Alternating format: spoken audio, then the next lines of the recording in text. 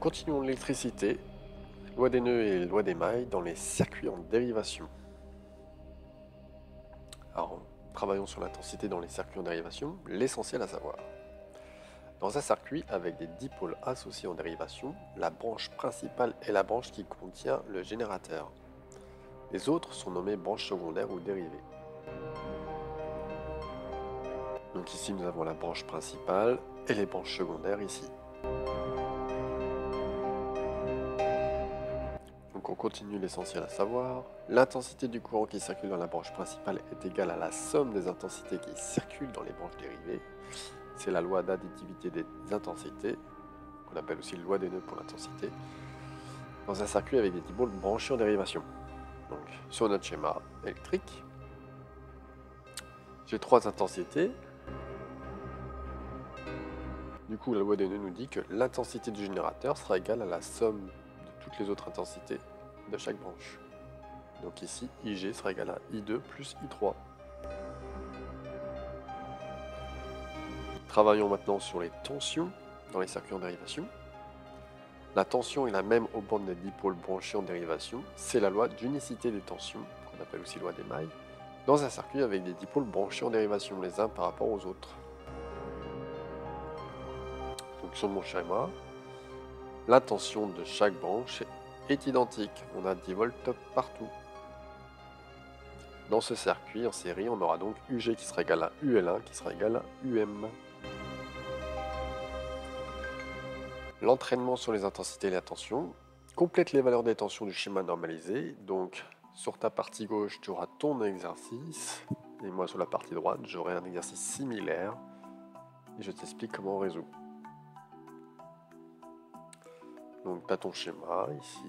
Tu dois trouver les tensions de chaque dipôle, sachant qu'on connaît la tension du générateur qui est de 20 volts et qu'on a deux lampes identiques. Ici j'ai mon schéma, donc on sait que UG égale 14 volts, la tension à la première lampe est 10 volts, et la tension à la lampe 3 est 5 volts. Et je dois trouver la tension à la lampe 2 et à la tension au moteur. Mais là j'ai aucune lampe identique. Donc étape 1, loi d'unicité des tensions dans un circuit en dérivation. UG, donc la branche principale, UG, sera égale à la branche secondaire en tension. Mais là, la branche secondaire contient deux dipôles, donc je dois les additionner. UL1 plus UL2. Et ce sera aussi égal à la deuxième branche secondaire, UM plus UL3. En étape 2, du coup, on s'occupe de la première branche dérivée. UG sera égal à UL1 plus UL2. 14 égale 10 plus UL2, donc j'ai remplacé par les valeurs connues.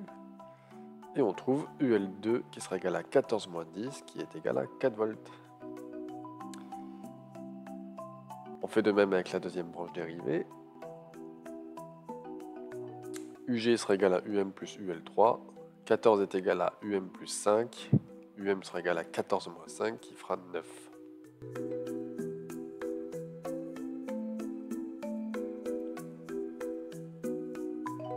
Donc on corrige ton exercice, première partie, donc on s'occupe des tensions. Prends le temps d'essayer de faire ton exercice, je te laisse un petit peu en musique.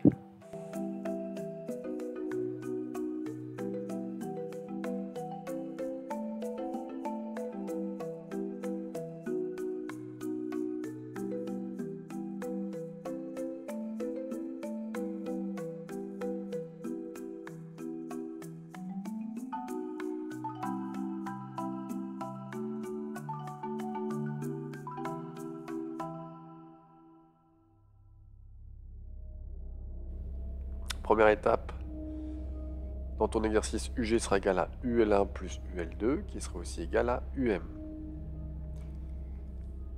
On s'occupe de la première branche, dérivée. On a deux lampes identiques, donc ils ont la même tension.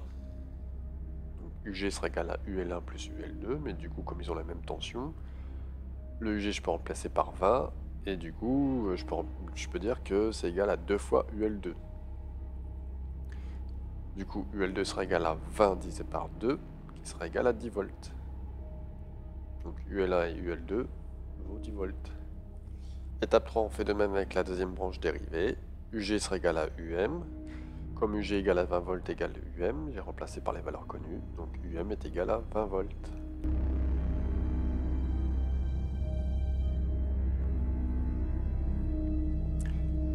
On complète par les valeurs des intensités du schéma normalisé. Donc tu as un exercice sur ta gauche et moi j'ai sur la droite. Et là on va travailler sur les intensités. Donc toi tu dois trouver la valeur de I3, sachant que IG égale à 150 mA et I2 égale 100 mA.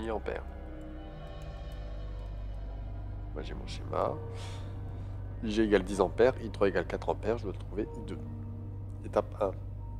Loi d'additivité des intensités dans un circuit en dérivation. IG sera égal à I2 plus I3. On remplace par les valeurs connues. Donc IG je le remplace par 10, I3 par 4. I2 sera égal à 10 moins 4 qui sera égal à 6 ampères.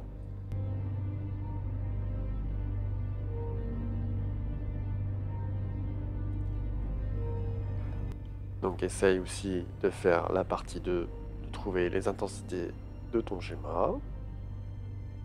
Je te laisse en musique, quelques secondes.